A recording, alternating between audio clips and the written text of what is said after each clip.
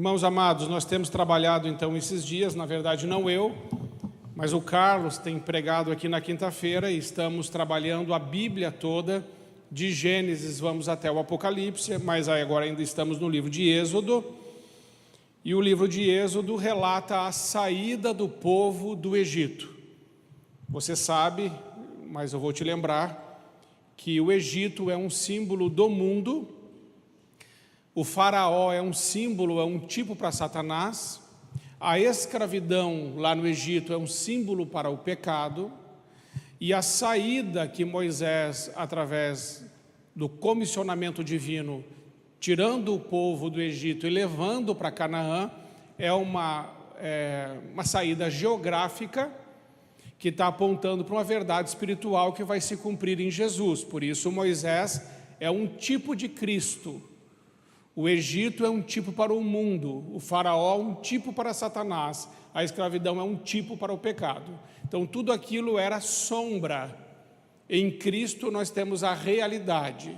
Então em Cristo ele faz realmente não uma transição geográfica, tirando do Egito e levando para Canaã, mas uma transição espiritual, que é nos tirar do inferno, das trevas, da morte e nos levar para o céu, para a vida que é Ele mesmo, e nos tirando então da orfandade para nos fazer ser chamados filhos de Deus. O Êxodo também ele vai relatar o relacionamento do povo com o Senhor.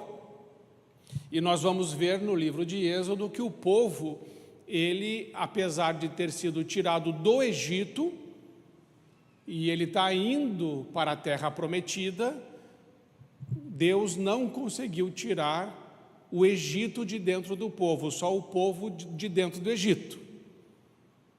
Porque aquela cultura de escravidão, de murmuração, de reclamação que estava no povo, continua com o povo.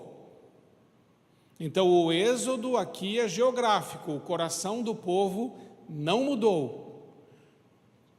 E o capítulo 32 de Êxodo, que é o bezerro de ouro que nós vamos ver hoje, vai mostrar que realmente é isso. O coração do povo ainda era idólatra e distante de Deus. O texto está em Êxodo 32, então versos de 1 a 6. Mas vendo o povo que Moisés tardava em descer do monte, acercou-se de Arão e lhe disse: levanta-te, faze-nos deuses que vão adiante de nós, pois quanto a este Moisés, homem que nos tirou do Egito, não sabemos o que lhe será sucedido. Disse-lhes Arão: tirai as argolas de ouro das orelhas das vossas mulheres, dos vossos filhos e vossas filhas, e trazei-mas. Então todo o povo tirou das orelhas as argolas e as trouxe a Arão. Este, recebendo-as das suas mãos, trabalhou o ouro com buril e fez dele um bezerro fundido. Então disseram: são estes, ó Israel, os teus deuses que te tiraram da terra do Egito. Arão, vendo isso, edificou um altar diante dele e, apregoando, disse: amanhã será festa ao Senhor. No dia seguinte madrugaram e ofereceram holocaustos e trouxeram ofertas pacíficas, e o povo assentou-se para comer e beber e levantou-se para divertir-se. Amém. Aqui mostra, irmãos, que algo muito interessante. As gerações que viveram os maiores milagres, tempo de milagre, de sobrenatural e de presença de Deus, as três gerações, a saber, a geração de Moisés, a geração de Elias e a geração do próprio Senhor Jesus Cristo, foram as gerações que mais incrédulas. É interessante observar isso. Nós às vezes pensamos que porque este povo foi o povo que viu todos os sinais que Deus fez lá no Egito, transformando o Nilo em sangue, transformando o pó em piolho e multiplicando as doenças, as enfermidades, as úlceras e o juízo de Deus caindo sobre o Egito, o povo viu tudo aquilo, mas o coração não mudou. Aí Deus tira o povo do Egito com mão poderosa, abre o mar vermelho, porque eles estavam encurralados pelo faraó, iriam morrer ali. Deus abre o mar vermelho, eles passam com os pés secos, mas o coração não mudou. Então eles entram naquele deserto, agora livres, e chegam lá em Êxodo capítulo 15, nas águas de Mara. E as águas de Mara são águas amargas, e aquelas águas revelam o coração do povo. O coração do povo era como aquela água, uma água amarga. E o Senhor percebe que o povo ainda não mudou o seu coração. E esse povo continua comendo o maná do Senhor todos os dias. Todas as manhãs, antes de nascer o sol, o maná já estava sobre toda o deserto, sobre toda a relva. Era só pegar. Quando o sol nascia, o maná sumia. É interessante como Deus faz. O povo pegava a comida cedo, bem cedo. Depois não tinha. Então tinha que levantar cedo. Isso é uma coisa boa. Mas o povo comia do maná todos os dias, o povo bebia a água da rocha, o povo via a coluna de nuvem protegendo do sol durante o dia, o povo, Deus o acompanhava com a coluna de fogo durante a noite, e esses milagres eram vistos todos os dias. E ainda assim, eles não criam, não obedecem e não se quebrantam. Foi assim também na geração do profeta Elias, e foi assim também na geração de Jesus. Isso quer dizer que o sobrenatural de Deus na nossa vida não cria fé. Essa é a primeira verdade.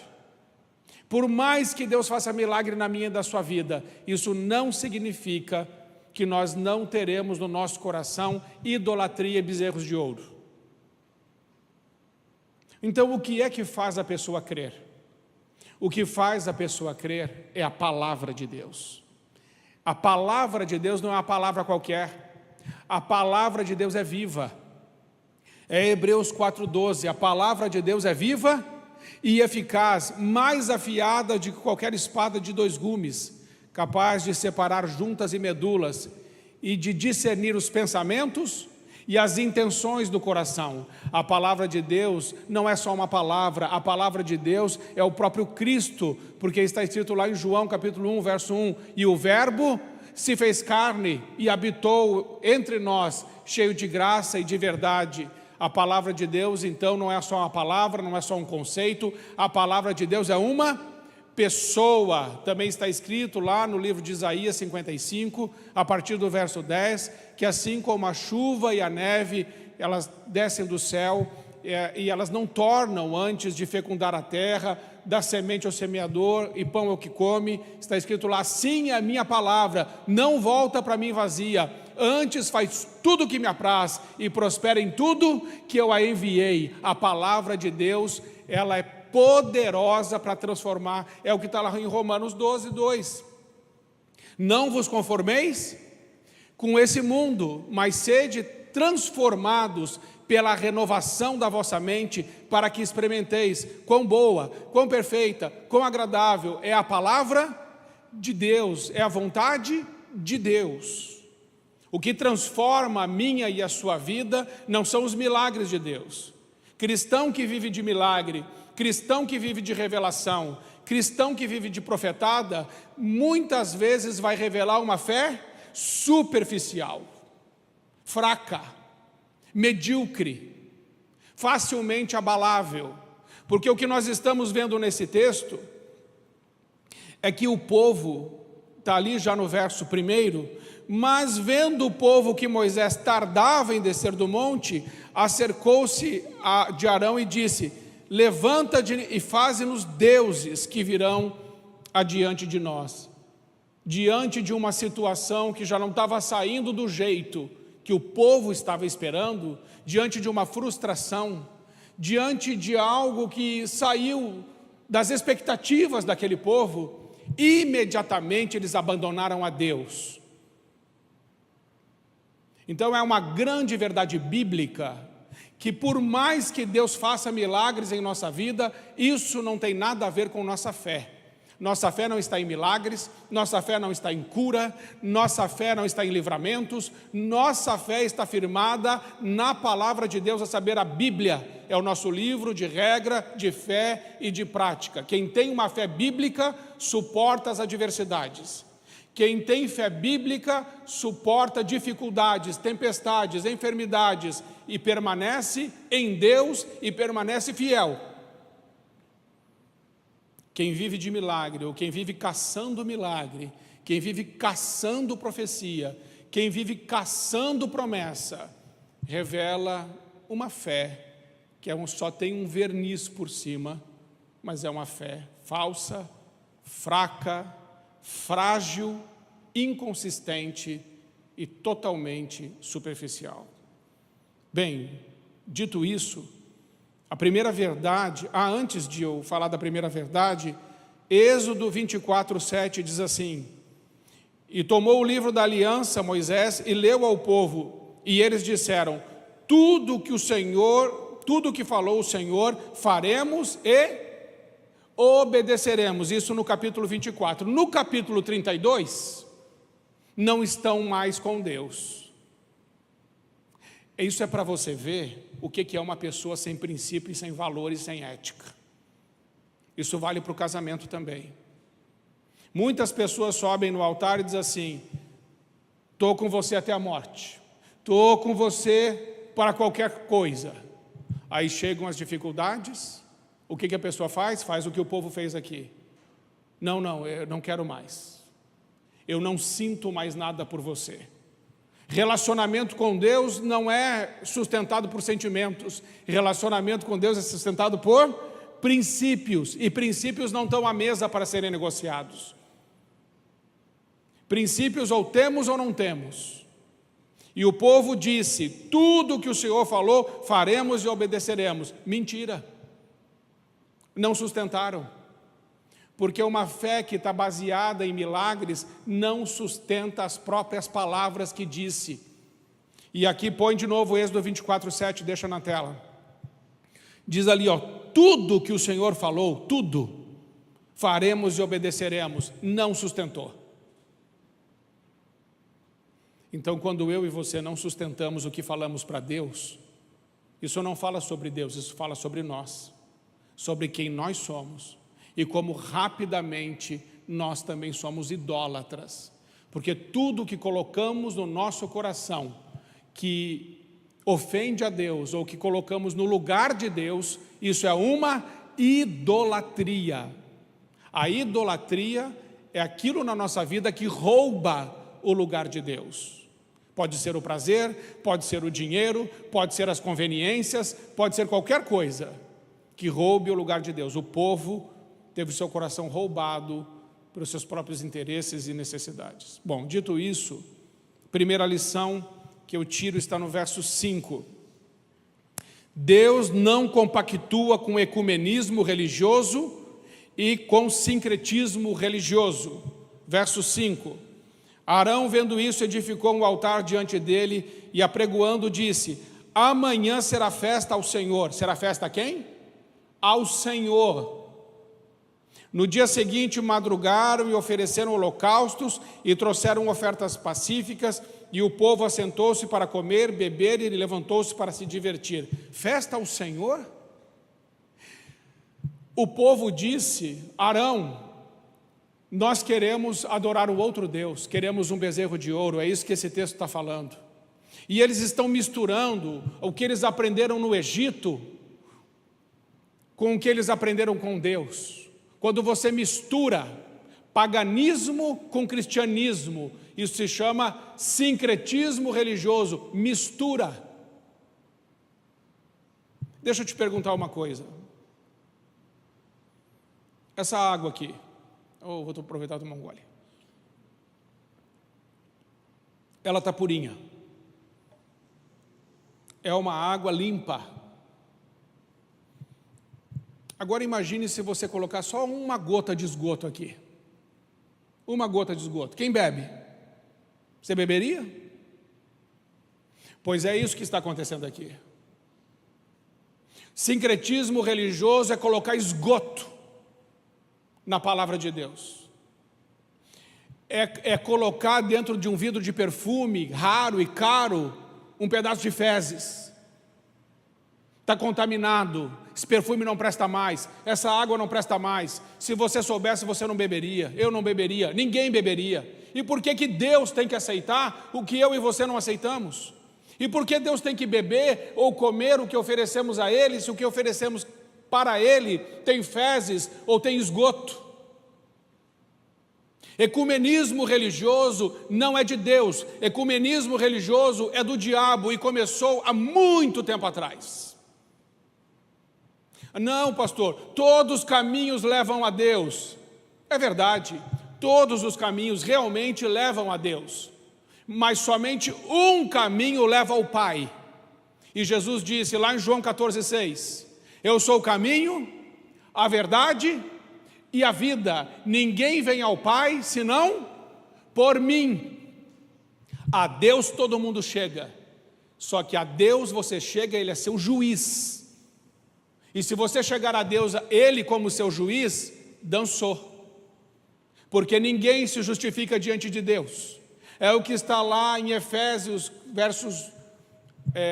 capítulo 2, de 8 a 10. Pela graça, sois salvos por meio da fé. Isso não vem de vós, isso é um dom de Deus, não por obras, para que ninguém se glorie. Porque nós somos feitura de Deus, realizados em Cristo Jesus, para andarmos em toda a boa obra que Deus separou, para que nós andássemos nelas, de antemão separou para que andássemos nelas. Ninguém é salvo por obras, todos chegarão diante de Deus, mas as suas obras e as minhas obras não têm nenhum valor e peso diante de Deus. Porque as obras que Ele quer, é as obras que Ele preparou para eu andar nelas. Não pense que você pode agradar a Deus andando do teu jeito, fazendo as coisas do teu jeito. Eu não posso agradar a Deus fazendo as coisas do meu jeito. Eu preciso andar naquelas obras lá. Quer dizer, naquelas lá, está atrás de mim, mas também está ali. Nessas obras é que eu preciso andar, que Deus separou para mim. E para eu andar nessas obras, eu vou precisar de uma fé bíblica. Voltamos de novo ao ponto. Eu não vou andar nas obras de Deus se eu não tiver uma fé bíblica, porque na hora que Deus me pedir, renuncia, recua, entrega, eu vou dizer assim, não, espera aí. O Senhor está querendo me tirar coisas? É exatamente isso. Quem anda com Jesus vai entender o que Ele disse, quando disse, aquele que quiser me seguir, renuncie-se a si mesmo, tome cada dia a sua cruz e siga-me. Se eu não me engano, isso é Lucas 9, 23. Aquele que quiser me seguir. Deus obrigou alguém a segui-lo? Deus não obrigou ninguém a segui-lo. Mas se alguém quiser me seguir, se alguém quiser vir após mim, a si mesmo se negue. É você chegar diante do espelho e dizer assim, morre, morre.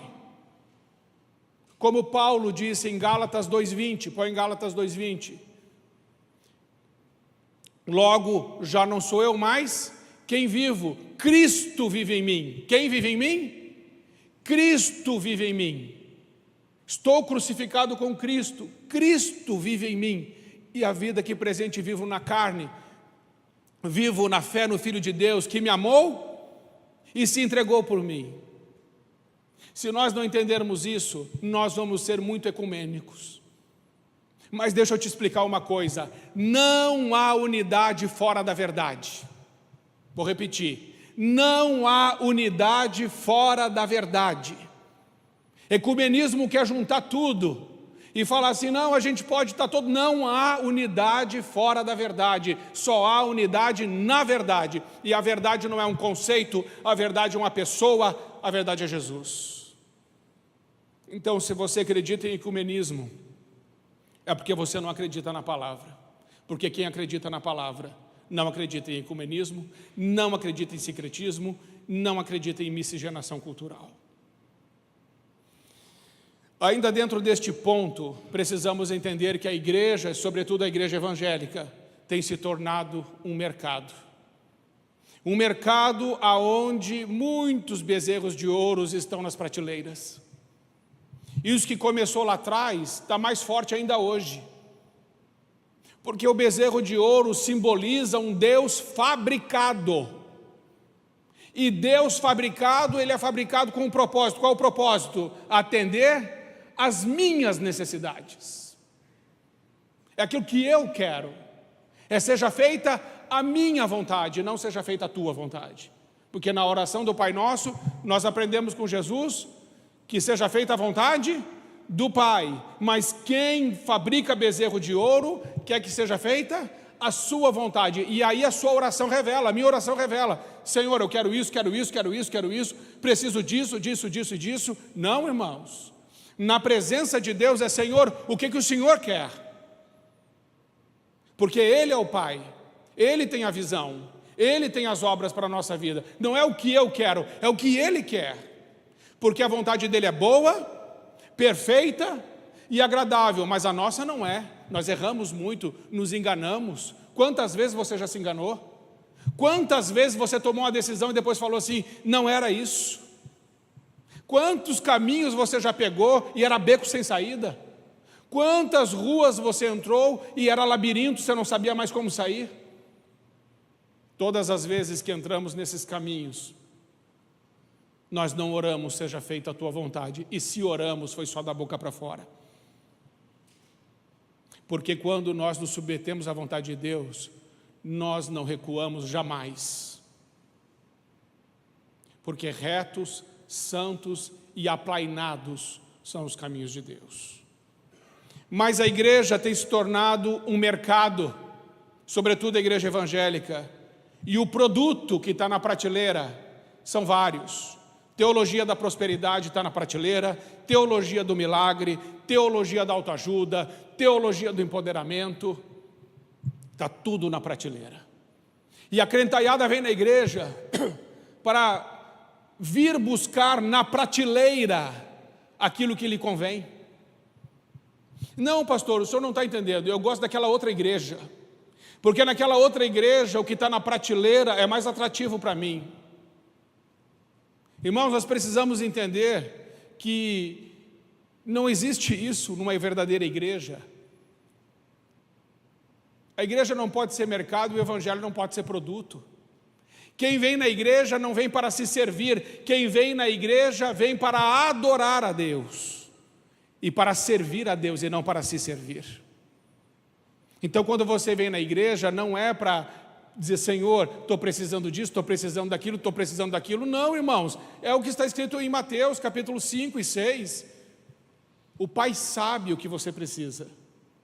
Antes de você abrir a boca, Ele já sabe o que você vai dizer. E ainda diz o outro texto: quando você estiver diante de Deus, sejam poucas as suas palavras, porque você é homem e Ele é Deus. Quando você estiver diante de Deus, pergunte a Ele: Senhor, o que o Senhor deseja? O que o Senhor quer? O que o Senhor quer que eu faça? Ao invés de você ficar colocando Deus na sua agenda, por que você não rasga essa agenda e diz: Senhor, eu quero andar na tua agenda, eu quero andar no teu plano, eu quero andar no teu sonho, eu quero andar no teu propósito. Eu cansei de te convidar para o meu não é bom, bom é o teu. E é isso que esse povo não estava entendendo. Deus tinha um plano, e o êxodo é sobre isso. O êxodo o que é? É a passagem. Eu estou tirando você de um lugar e eu vou levar você para outro lugar. Esse lugar é de morte. O lugar que eu vou te levar é um lugar de vida. Você só precisa me obedecer, acreditar em mim, acreditar na minha palavra. Mas o que acontece é que o povo logo se esquece e começa a querer o seu próprio Deus.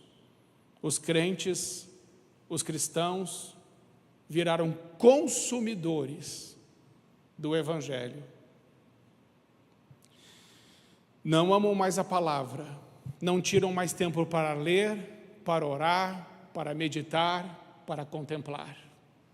Não tem mais tempo, não temos agenda para Deus, não temos tempo para a sua palavra, não tiramos tempo para meditação e nem para a contemplação das obras de Deus em nossa vida. Segunda lição que eu tiro desse texto: Deus verdadeiro não pode ser fabricado. Verso 1: Mas vendo o povo que Moisés tardava em descer do monte, acercou-se de Arão e lhe disse: levanta-te e faze-nos deuses. Olha isso. Faze-nos deuses que vão adiante de nós. Pois quanto a este Moisés, olha como é que está sendo tratado o homem de Deus aqui. Olha como é que está sendo tratado o líder que Deus escolheu. Quanto a este Moisés, não sei o que aconteceu. Isso revela um coração insensível, insensato e superficial. Se o Moisés subiu no monte para falar com Deus, e isso já tem 40 dias, ao invés de dizer, eu não sei o que aconteceu com este Moisés, a preocupação devia ser, alguém precisa procurá-lo. Será que ele está bem? Será que aconteceu alguma coisa? Onde está o Moisés? Ele é o nosso líder, ele é o homem que Deus escolheu. Não, quanto a este Moisés, não sei o que aconteceu. É o desprezo, a insensibilidade daqueles que vivem em torno do seu próprio umbigo. Um Deus fabricado não perdoa pecados. O bezerro de ouro não tem poder de perdoar os nossos pecados. E essa é uma verdade que precisamos entender. O pecado faz separação entre nós e o nosso Deus. A palavra de Deus diz que o salário do pecado é a morte. Com o pecado em nossa vida, nós não temos mais comunhão com Deus, não temos mais intimidade com Deus e não ouvimos mais a voz de Deus. O pecado, irmãos, não é uma coisinha qualquer. O pecado não é maligno. Romanos capítulo 7, o apóstolo Paulo vai ensinar que o pecado é maligníssimo. Maligno é o câncer que mata você. Maligno é a AIDS. Maligno é qualquer doença que pode te deixar na cama ou pode te matar. Isso é maligno. Maligníssimo é o pecado, porque nenhuma doença pode te separar de Deus, mas o pecado te separa de Deus e te separa eternamente, se não for confessado e se você não se arrepender. Se eu não confessar, se eu não me arrepender, me separo de Deus eternamente. Pecado, irmãos, é assunto sério. Foi por isso que o Cordeiro de Deus, e não bezerro de ouro, mas o Cordeiro de Deus veio e morreu por nós naquela cruz. Um Deus fabricado não pode dar vida eterna. Um Deus fabricado não pode morrer e ressuscitar. Um Deus fabricado não pode habitar dentro de mim. Um Deus fabricado não pode amar. Um Deus fabricado, ele só vai entregar o que eu peço. Um Deus fabricado é como o gênio da lâmpada do Aladim. É isso que o povo queria, um Deus fabricado. Faze-nos um bezerro de ouro, porque este atenderá os desejos do nosso coração e atenderá o que estamos pedindo. O nosso Deus não é assim. Ele não atende os desejos do nosso coração. É nós que precisamos atender os desejos do coração dele. E nós é que devemos obedienciar a ele. Se não entendermos isso, irmãos, vamos relacionar errado com Deus.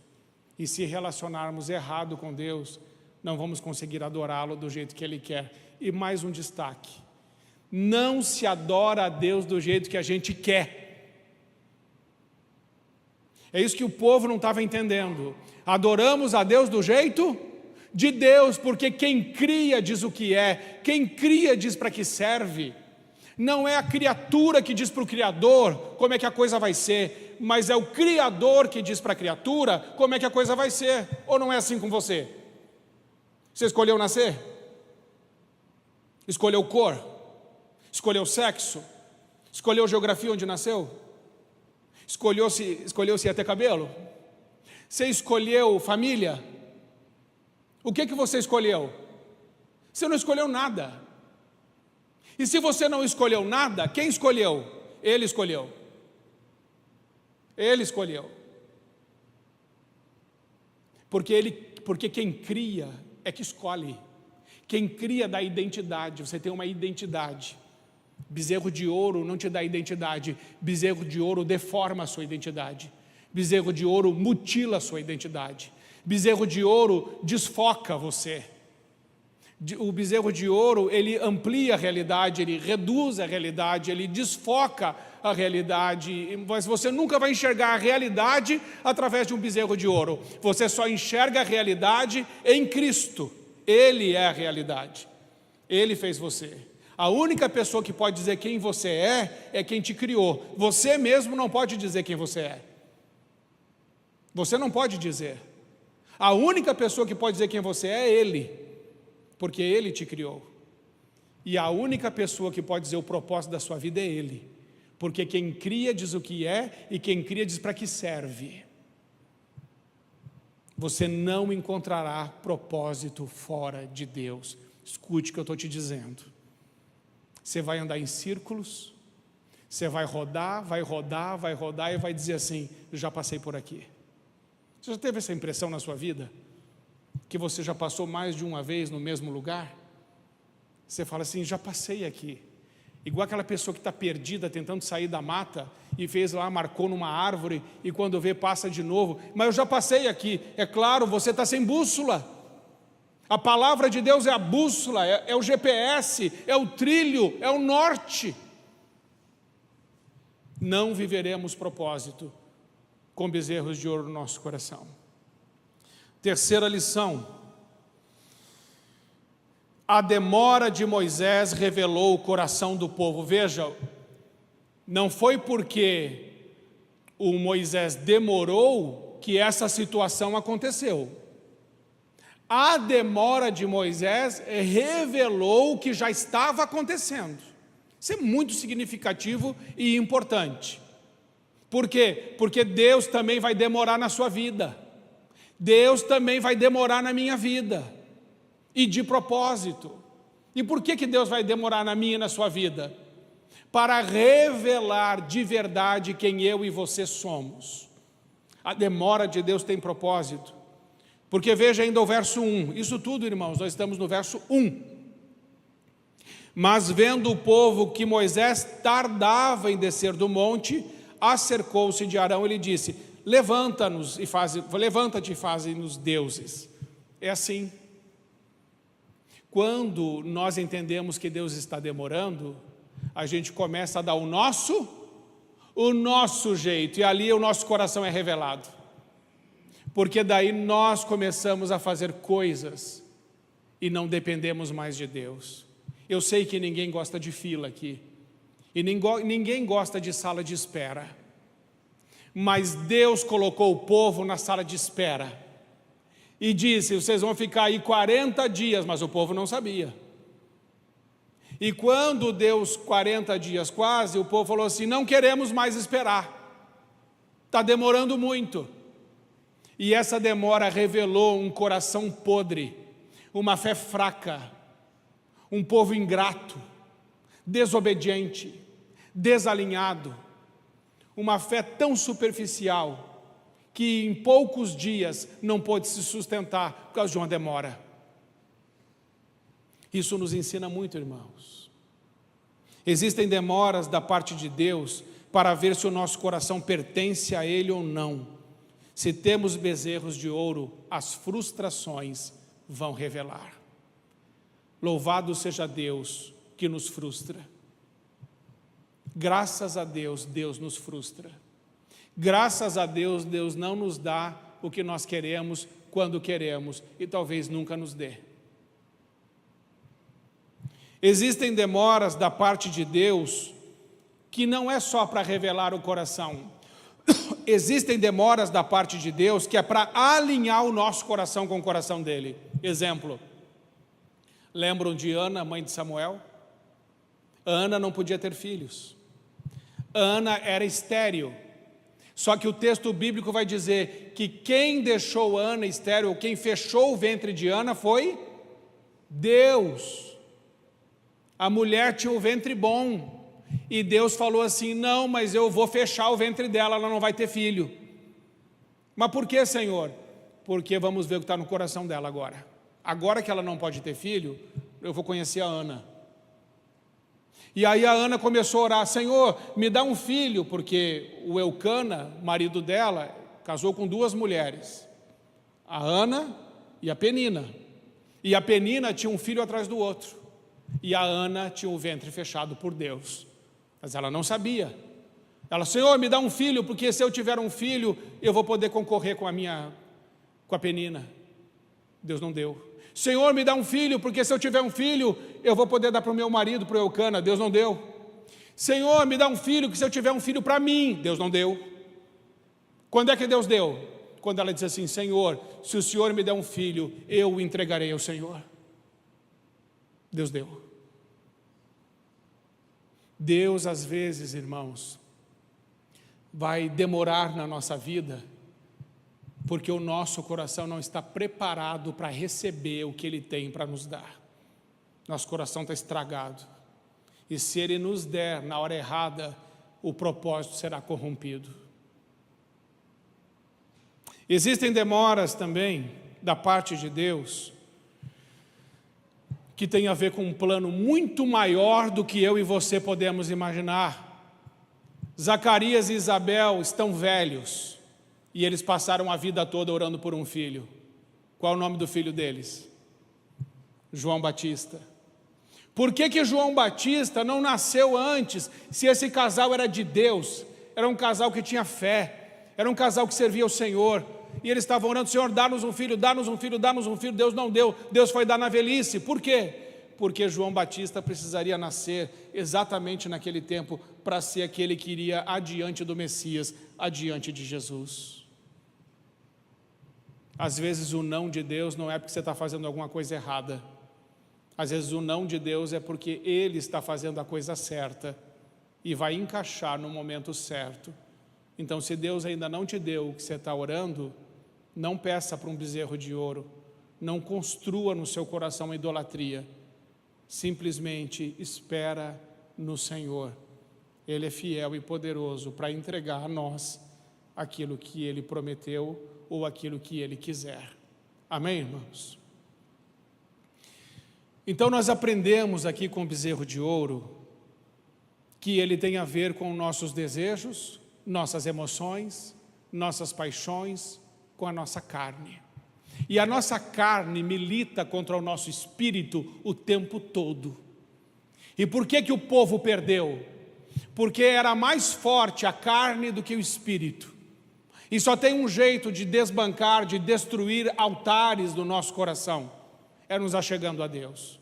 E para chegar a Deus precisa conhecer a palavra de Deus. Para chegar a Deus precisa ter tempo de oração.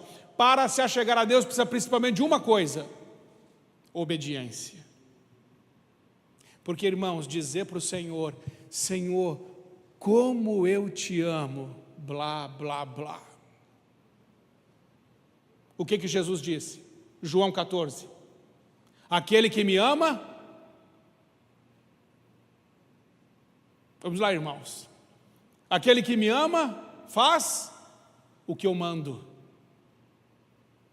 O que Jesus disse? Aquele que me ama faz o que eu mando. Então não adianta você ir diante de Deus, diante de Jesus, e dizer: Senhor, como eu te amo. Ele vai olhar para a sua vida e vai dizer: você está fazendo o que eu pedi?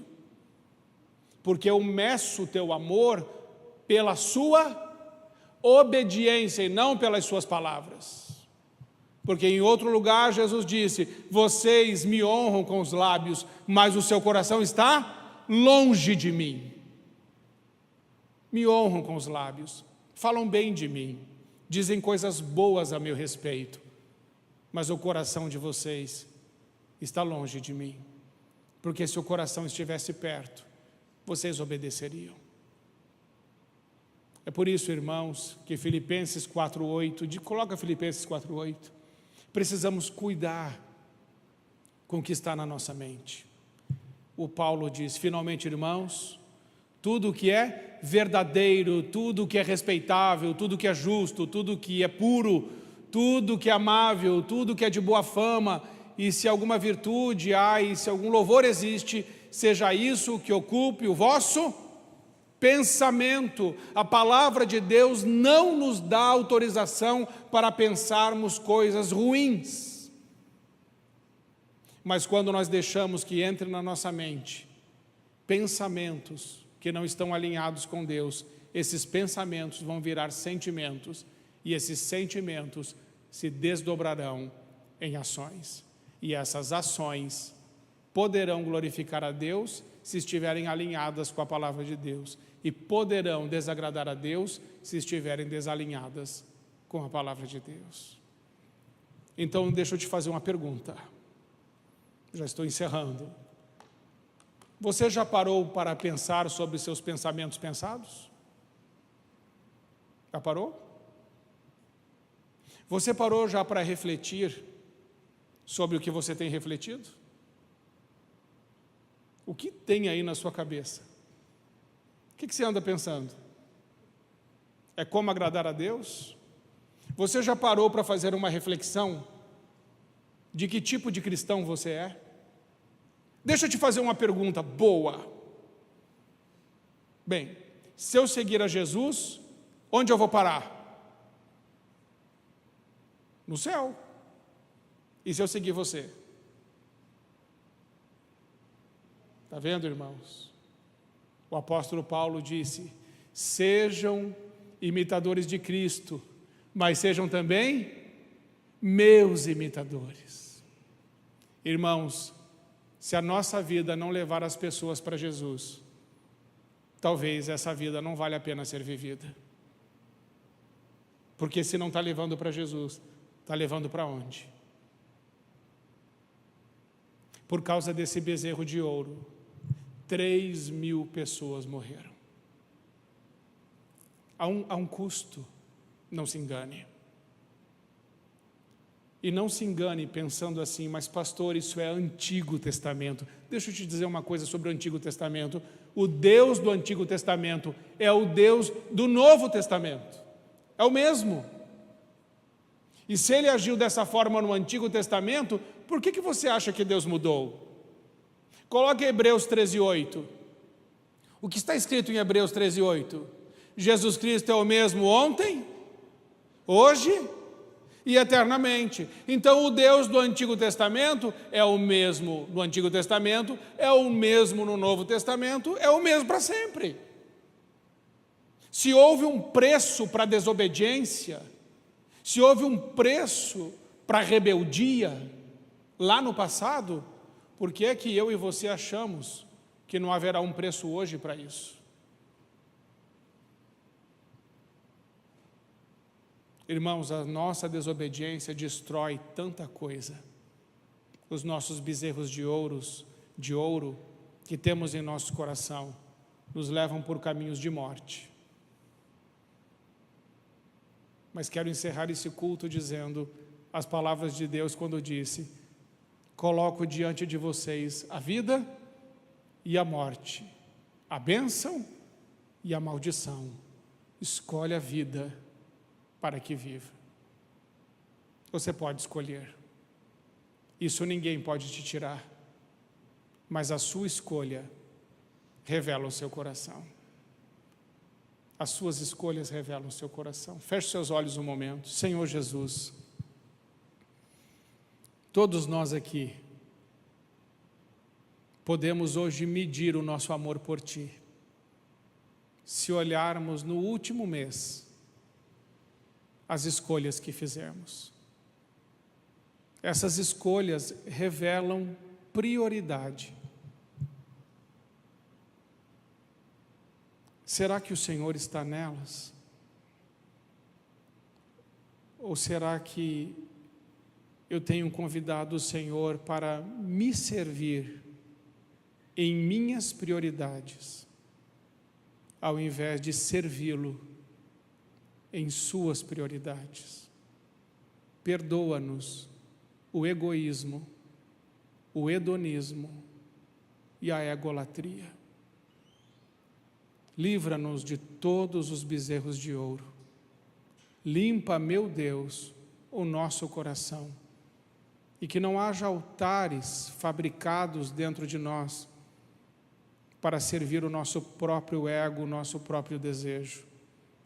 Quebra, Senhor, toda a idolatria que há dentro de nós e faz de nós homens e mulheres que Te amam e por isso Te obedecem, e essa obediência revela que lugar o Senhor ocupa em nossos corações. Perdoa-nos, Senhor, por tantas atitudes desalinhadas com a tua santa palavra. Perdoa-nos os nossos pecados, mas ajuda-nos a ter verdadeiro arrependimento, a fim de que nossa conduta, nossas escolhas, nossa ética e a nossa moral estejam completamente alinhadas com a tua santa palavra. É a nossa oração, agradecidos, em nome de Jesus. Amém. Amém? Tem louvor? Não tem? Então pode vir, se tem. Enquanto o louvor vem, queria que você ficasse em pé por um momento, se você puder. Coloque a mão no seu coração e repita essa oração. Diga assim: Senhor Jesus, eu consagro nessa noite os meus olhos, os meus ouvidos, a minha boca, o meu coração, inteiramente, todo o meu ser, ao Senhor Jesus Cristo. Eu renuncio à minha própria vontade, o meu querer, os meus desejos, para que eu possa viver a tua vontade, o teu querer, os teus desejos. Revela na minha vida toda a idolatria e mostra para mim os meus bezerros de ouro, porque eu irei destruí-los. Só existe um altar no meu coração, e este é para o meu Deus, o Deus Pai, Deus Filho e o Deus Espírito Santo. Recebe assim a minha adoração, em nome de Jesus.